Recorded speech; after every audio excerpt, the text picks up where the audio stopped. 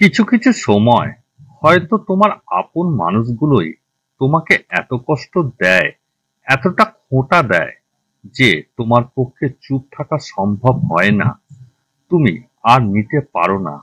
তুমিও জবাব দেওয়া শুরু করে দাও, কিন্তু ভেবে দেখো কি লাভ?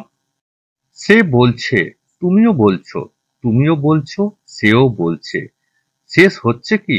হচ্ছে না। পরিস্থিতি আরো জটিল হচ্ছে। তুমিই বরং নীরব হয়ে যাও। কিন্তু তুমি কেন চুপ হবে, তাই তো? তুমি তো ভুল কিছু করনি। আচ্ছা, যদি তুমি শিওর থাকো, তবে তোমাকে কেন তর্ক করে বোঝাতে হবে, প্রমাণে যেতে হবে?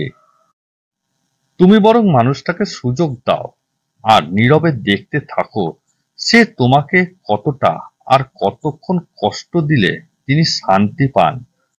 তোমার রিয়াকশন না পেলে 100% নিশ্চিত সে কোনো ক্ষমতাই তোমার উপর দেখাতে পারবে না। একজন মানুষ ভেতর থেকে কখন বেশি শক্তিশালী থাকে জানো? যখন সে নীরব থেকে সিক্রেট ভাবে ভেতর থেকে কিছু হোমওয়ার্ক করে। তার সামনের স্টেপস কি হবে রেডি করে ফেলতে পারে।